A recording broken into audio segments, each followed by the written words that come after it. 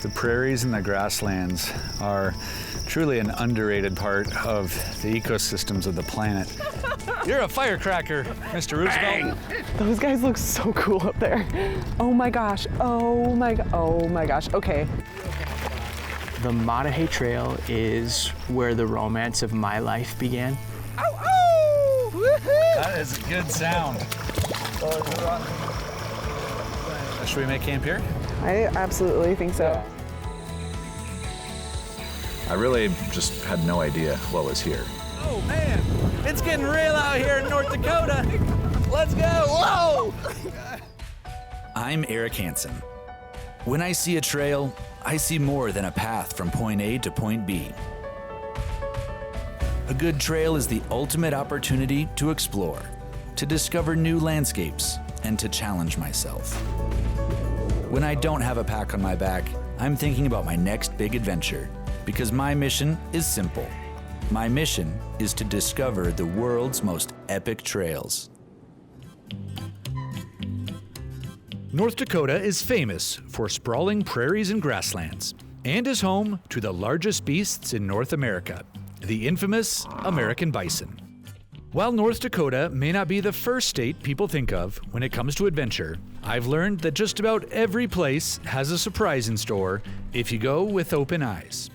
Driving into Medora, you enter into this town and it's just immediately got this vibe and atmosphere that's just kind of different than most other towns anywhere that I've been. It's a quirky, fun town that has this cowboy vibe, very retro atmosphere to it that's rather interesting, and it was very inviting right off the bat, and I felt right at home pretty quick. North Dakota played an integral role in Teddy Roosevelt's life, who later went on to establish the national park system. So I've come with my fiancée Christy to hike, camp, and explore Teddy Roosevelt National Park and the surrounding Badlands. This is gonna be good. We have a pretty unique opportunity today because we are going to be hiking with a bit of a local important fellow. Hello, I'm Joe Wiegand. In Medora, every summer, I lead guided hikes on the point-to-point trails, named for Theodore Roosevelt's favorite game, hiking point to point. Hiking with Joe is a bit of a whirlwind.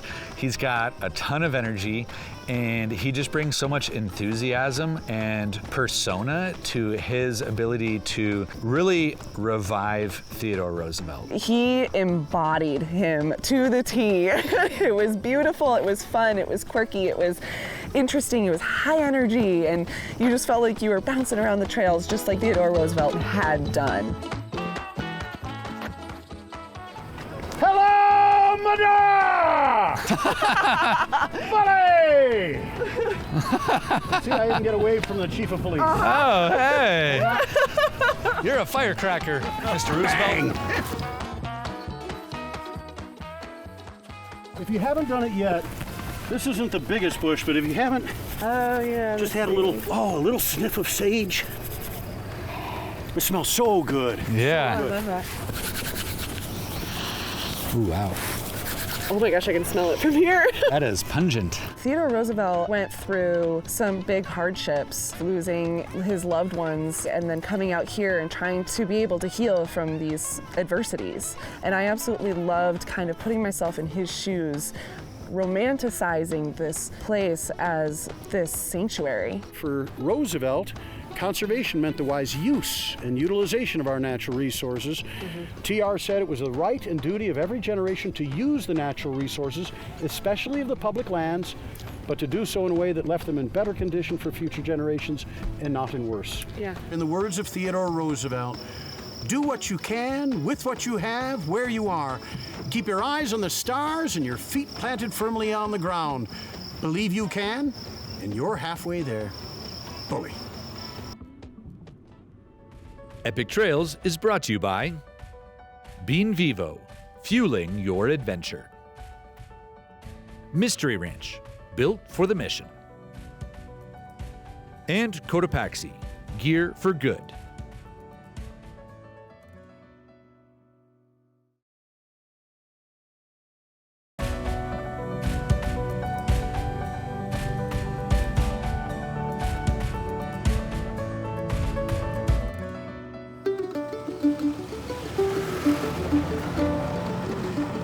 Christy and I are heading off into the backcountry of Theodore Roosevelt National Park. We're doing the Petrified Forest Trail, and it looks stunning. This landscape is different than I expected. It's got more diversity, it's got more terrain, more wild and rugged nature. So when Theodore Roosevelt describes that this is the place that he found the romance of his life, it didn't make sense to me until I got here. And now seeing this and experiencing this landscape, I do see that this landscape has that power over people. Whoa. Bison? Bison. In the middle of the trail? Right there. Oh, they look amazing. Oh my gosh. Okay. We mean you no harm. Just multiple bison just staring us down and are alerted, and they know that we're there, and there's just this electric charge in the air from the storm, and everything is kind of on high alert at that point. We've got a herd of bison In the middle of the trail. in the middle of the trail. Meanwhile, we've got this big storm blowing in right now that's got lightning and quite a bit of thunder, and a big flash of lightning just blew down. It's feeling pretty wild out here. Woo! Oh my god. Woo-hoo-hoo! We're gonna have to give these bison their space. We're gonna give them a wide range. We're gonna try to go around them. We don't want wanna any mess with them. confrontations. Oh man, it's getting real out here in North Dakota. Let's go, whoa! Christy and I both had differing reactions. I think Christy was really, rightly so, concerned. I'm a little anxious because, I mean, they're massive. You know, my heart was pounding. I was feeling ready to remove myself very quickly. And I'm more on the, oh my goodness, isn't this cool? I want to like photograph it and, you know, maybe get a little bit dangerously close. Oh my gosh. Oh my gosh. This guy just came sprinting down the hill from the two in the background, and he's clearly interested in us. So we're definitely on high alert, and we want to give him plenty of room. Oh, he snorted at you, babe. Yeah, no, they're communicating. Eric is one to always take more of a risk than I am. So he actually brings me out of my comfort zone, and I think I help bring him back into, hey, maybe be a little safer.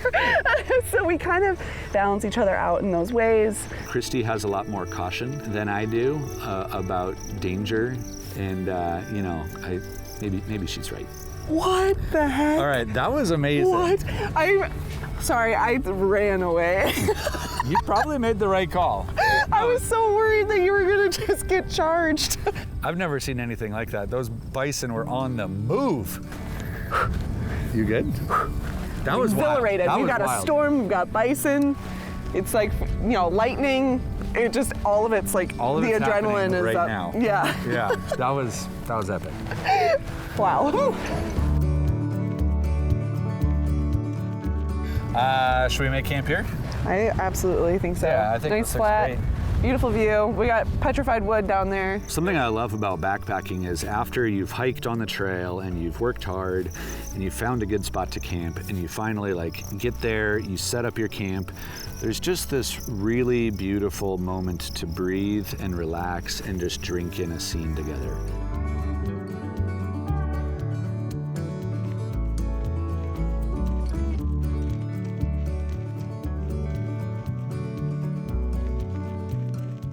This is the most impressive display of petrified wood I've ever seen.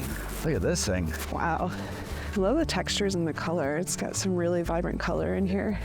So what, this used to be like almost like the Florida Everglades, right? Yeah, so basically this was, as far as I understand it, this was a swampland, and then some sort of mud event would have come in and just covered everything, and then they got buried and petrified. I love getting to travel with Christy. It's a team effort out here, and it's really fun to be able to share that with someone you love.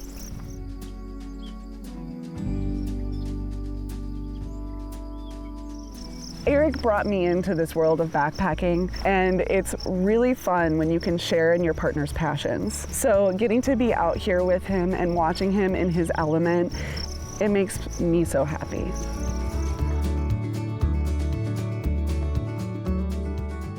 Epic Trails is brought to you by Bean Vivo, fueling your adventure.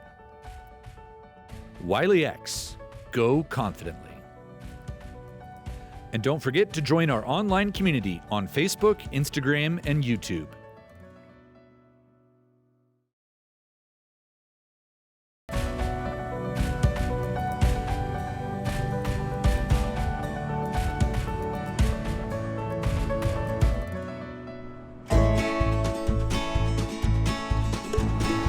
I'm at the Dakota Cyclery here in Medora, and I'm about to meet up with local mountain bike legend Nick Ibarra. He's got a big itinerary set for me tomorrow, and so we're meeting up to get our bikes situated, go over the plan, and get ready for a big adventure. Come on inside. How's it going? Hey, Eric. Hey, Nick. Nice to meet you. Nice to meet you. We're gonna go for a mountain bike ride on the world famous Matahe Trail. Meeting Nick Ibarra, he is super passionate about mountain biking, about bringing people into this landscape and showing off this place that he loves. We're gonna drive out to the nearest road crossing for Devil's Pass, right here. It's been, always has been, always will be my absolute favorite spot on the trail. Really? It's gorgeous. So I wanna get us out there at sunrise. When I first met Nick, it was just like, wow, I am meeting a bright star of a human.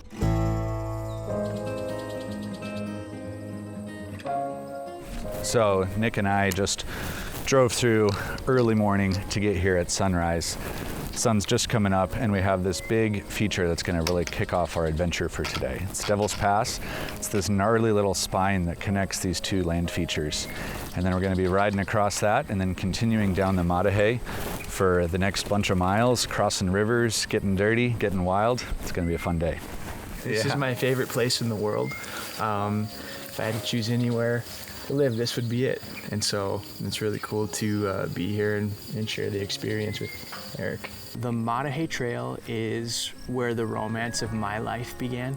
It was originally built with the idea of connecting the north and south units of the Roosevelt National Park. And so the Forest Service designed it, laid it out, and built it as a 97-mile point-to-point single-track trail. So dude, the first time I crossed this, I was on my $150 Schwinn from Walmart. Oh yeah? And just, I mean, absolutely fell head over heels in love. I was all alone, and it was just like, dude, this is the moment. Like Teddy Roosevelt says, the romance of my life began. Like it was, my 18-year-old heart just opened up to the Badlands. Just that beauty and wilderness and adventure, and I've kind of spent the rest of my life chasing that feeling. And so you've actually been responsible in a lot of ways for physically maintaining the trails and getting them into shape for mountain biking and for people to come out here and ride. Is that right? To me, the Matahe Trail really is like more of a best friend than a place or a trail. It's something that I care deeply about. And so when the trail started to disappear, it felt like I was losing a friend. And that was the motivation to do whatever it took to bring it back to life. There was a group of volunteers that came in and just kind of asked permission to start helping maintain the trail. Yeah. And we started mowing, string trimming, pruning branches, shoveling dirt by hand in 2013. Wow. And we've done it every year since then. Mountain biking can go from 0 to 60 real quick. So things can be fun and playful, and all of a sudden you can find yourself in over your head. And one of the cool things was, despite the fact that this was a challenging trail, I never felt like I was in over my head. I always felt like I was having this fun banter play with the landscape. Honestly, the biking was the best combination of adventure, of ruggedness, of challenging, but also inviting and flowy and fun.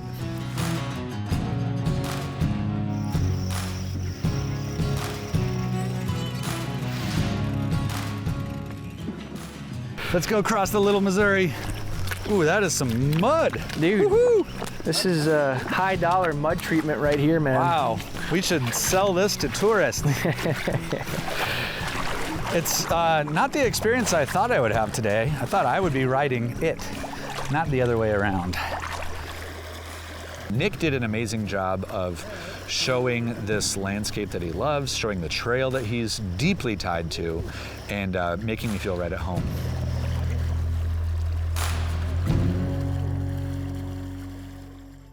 Epic Trails is brought to you by Cotopaxi, gear for good. Mystery Ranch, built for the mission. And InForAdventure.com, inspiring, educating, and encouraging outdoor adventure.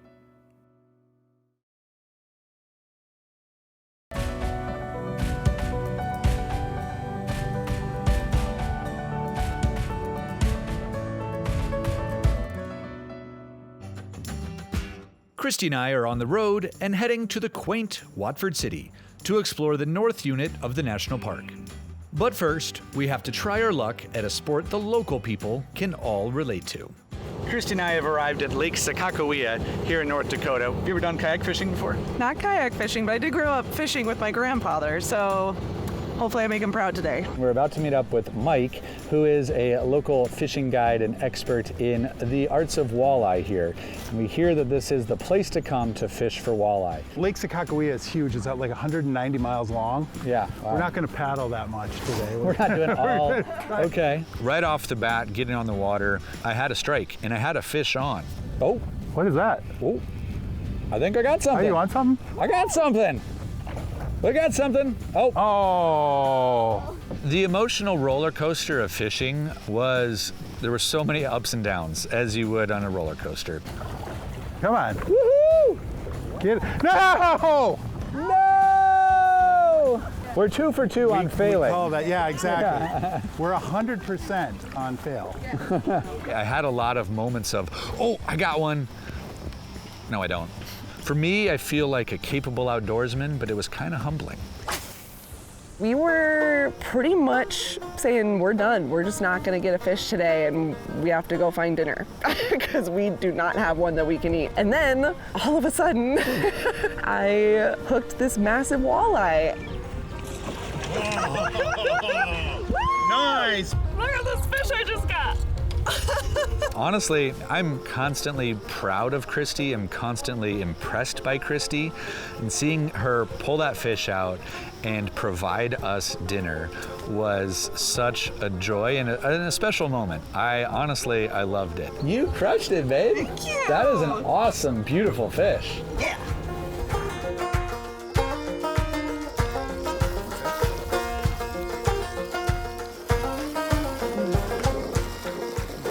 It's amazing. Oh my God. Wow. Yeah, it's really good That fish. is so good.